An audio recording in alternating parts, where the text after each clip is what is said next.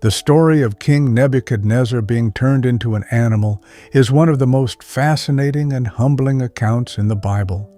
Found in Daniel 4, this narrative explores the themes of pride, power, and the sovereignty of God. It raises profound questions about human nature and divine authority. Let's delve into why God allowed such a dramatic transformation to occur and what lessons it offers us today. Nebuchadnezzar II was the king of Babylon and one of the most powerful rulers of the ancient world. Under his leadership, Babylon became a magnificent empire, renowned for its military might, architectural marvels such as the Hanging Gardens, and cultural achievements. Despite his success, Nebuchadnezzar became consumed by pride, attributing his accomplishments to his own abilities rather than acknowledging God as the source of his authority. In Daniel 4:30, Nebuchadnezzar boasts, "Is not this the great Babylon I have built as the royal residence by my mighty power and for the glory of my majesty?" This declaration of self-glorification set the stage for God's intervention. God's response to Nebuchadnezzar's pride came through a prophetic dream, which Daniel interpreted. The dream featured a great tree that was cut down, symbolizing Nebuchadnezzar's fall from power.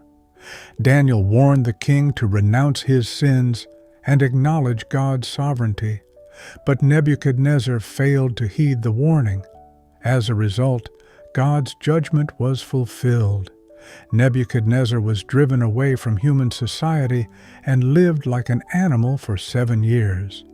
The Bible describes his condition in Daniel 4:33. He was driven away from people and ate grass like the ox.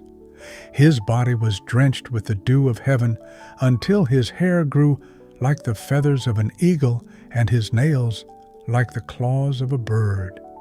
This period of humiliation served as a divine discipline designed to break Nebuchadnezzar's pride and lead him to acknowledge God as the ultimate ruler.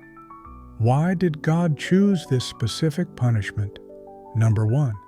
To demonstrate God's sovereignty. Nebuchadnezzar's transformation illustrated that no human power or authority can surpass God's.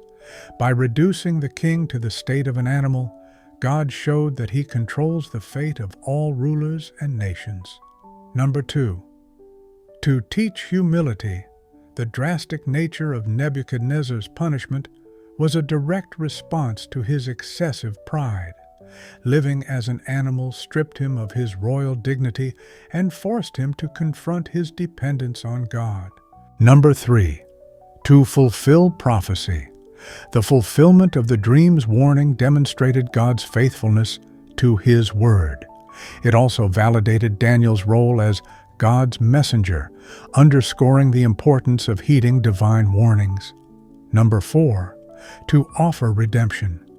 Although the punishment was severe, it was not without purpose. It ultimately led to Nebuchadnezzar's repentance and restoration. In Daniel 4:34, the king proclaims, "I, Nebuchadnezzar, raised my eyes toward heaven, and my sanity was restored. Then I praised the Most High. I honored and glorified Him who lives forever." Lessons for us today. The danger of pride. Pride is often the root of sin, leading us to place ourselves above God. Nebuchadnezzar's story reminds us that everything we achieve is ultimately a gift from God, and we must give Him the glory. The need for humility. Humility allows us to recognize our dependence on God and submit to His authority. As Proverbs 16:18 warns, "Pride goes before destruction, a haughty spirit before a fall." God's sovereignty. Nebuchadnezzar's experience emphasizes that God is in control of all things. No matter how powerful we become, we remain subject to His will. God's mercy and redemption. Even in judgment, God's goal is often restoration. Nebuchadnezzar's story ends with his acknowledgement of God's greatness and his return to power, showing that repentance leads to renewal. The story of King Nebuchadnezzar being turned into an animal is a vivid reminder of the consequences of pride and the greatness of God's mercy. It teaches us that God's sovereignty is unmatched and that humility is essential in our relationship with Him. Ultimately, Nebuchadnezzar's transformation was not just a punishment, but a pathway to redemption, reminding us that even in our lowest moments, God's purpose is to draw us closer to Him.